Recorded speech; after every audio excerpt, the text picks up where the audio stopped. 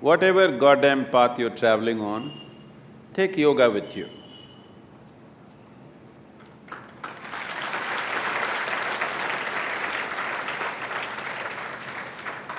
It will make the path easy and beautiful. Whether you go north or south, if it is dark, you take a torch, isn't it? Only northward people take torch, southern people take darkness with you. Is there such a thing? No.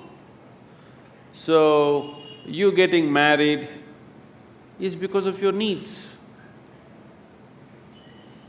You were not born with your wife, were you? You were born like this, a complete human being. Because you have certain needs, physical, psychological, emotional, maybe financial,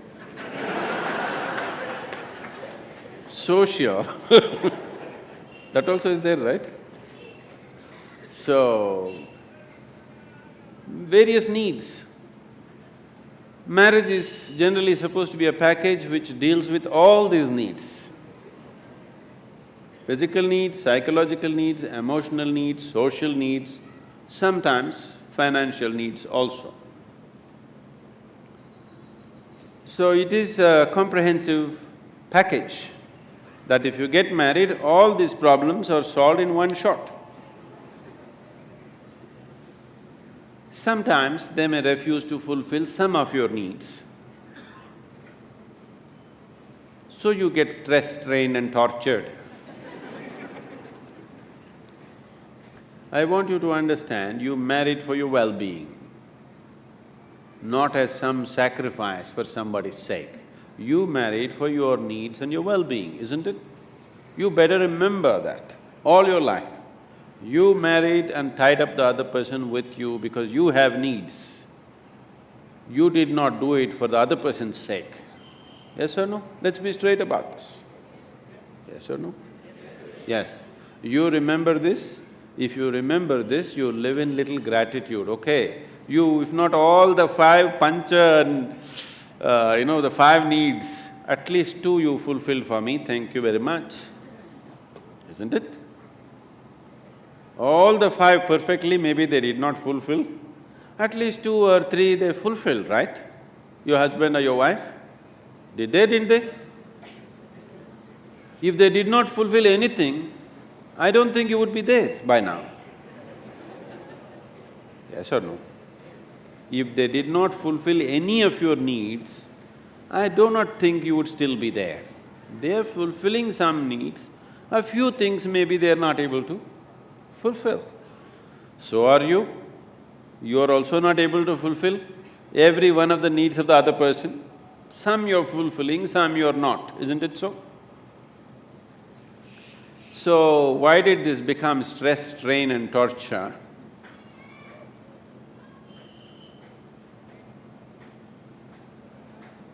Whichever way you have made it, till now, it doesn't matter.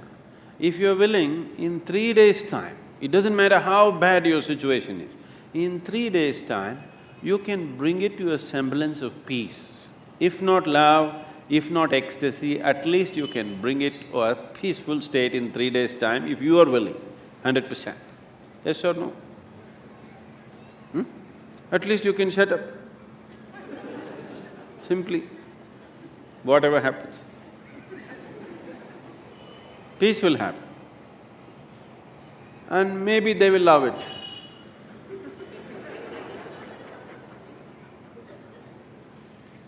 So, don't walk the path of yoga, whatever the path, you must carry yoga with you. If you carry yoga with you, it'll light up your path, whatever path you have chosen. You have chosen your path out of your needs. You already done it, so that's up to you. Those who have not done it, I would like you to choose your path not out of your compulsive needs, but of your conscious needs. So, when that stage in your life comes, it is time to consciously look at your life and see, will today's needs mean something to you after 5 years or 10 years? Will it be worthwhile to tie up your life for the simple needs that you have today, or are these just passing needs for you? It's a very strong need, you must marry. If it is not a strong need, it's a passing need. You can work out your needs probably by just going to a cinema, then no need to get married. Yes, many people are like this, their needs are not very strong, it's just passing. But social structure tells them you have to. Not necessary. It must be a conscious choice. Whichever way you go, it must be your conscious choice, not compulsive choices. Because if you choose compulsively, you will always take it out on the people around you. Because you feel like a slave and you don't like it, so you take it out on them and they will take it out on you. So, it is not about what you're doing, it is about how you do it. What you're doing is according to our requirements, but how you do it will determine the nature of your life. Is it an advantage to walk single rather than walk with people? Yes, if you want to walk rapidly. In Africa there is a saying, they say, if you want to walk quick, walk alone. If you want to walk long, walk in company. If you're making a long distance journey, it's better to have company. If you are walking a short distance and very quick you want to walk, it's best to go alone, isn't it? Gautama said another thing. When somebody asked him the same question, he said, "It is better to walk alone than to walk with a fool." Because by looking at you, he is very clear, who else will marry you?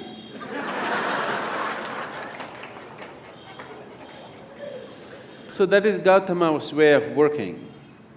So he said, he's always discouraging people to take company. He said, this life is a brief walk, why do you need company? When you leave this body, it's a long place, there I will be there. This is the offer. But you think life is long. So maybe you need company. If you need company, you take it. But how you conduct this company is very important. If you want to conduct this sensibly, one of the most important things that you need to do, particularly with your children, you must do this, is your psychological and your emotional framework should be around the basic fact of life. The basic fact of life is that you're mortal. Your psychological and emotional structure should be formed around your mortality. This is most important. If you're constantly aware that this is a brief life, any moment you will fall dead actually, then you would organize your life and conduct your life in a certain way. When you know time is ticking away, any moment you will be knocked down, you have no time to get angry with somebody, isn't it? You have no time to fight with somebody here. You have no time to sit there depressed for a long period of time because tick, tick, tick, tick, it's going away. Because your psychological structure is organized around your immortality, because of that, you have lot of time to fight, to be depressed, to be frustrated, to fret, to fume. You have a lot of time. So it's very, very important that everybody organizes their psychological and emotional structure around the mortal nature of our existence. After all, you are just a baton carrier between the last generation and the next generation, isn't it? Yes? For a brief time it's in your hands, this world. Afterwards, somebody else is going to take it. You will see taking the baton from the previous generation happens in most ugly ways.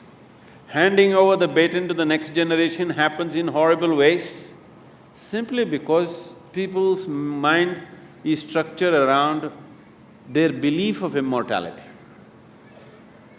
They don't see they're mortal. If you're constantly aware that you're mortal, sense will naturally dawn upon you. You will have no time for foolishness. Suppose you're aware that tomorrow you're going to die, would you spend today fighting with somebody? Because your time is ticking, isn't it? And your time is ticking even now. Not after a doctor diagnoses you with some horrible disease. Even now it's ticking, isn't it so? If you want to explore the possibility of what this is, the immensity of what this is, then the time is ticking too rapidly. And time is an extremely relative experience. If you're joyful and blissful, even if you live to be 100, it's a very brief life. It's gone in no time. So, in this brief life, where do you get time for stress, strain and torture? I don't know. Where do you get time? This is simply because you think you're immortal. This is the biggest mistake you have done. It is just a brief journey. You must conduct it as gracefully, as blissfully as possible. If you do not know the cosmos, at least you must know this piece of life before you fall dead. That must happen to everybody.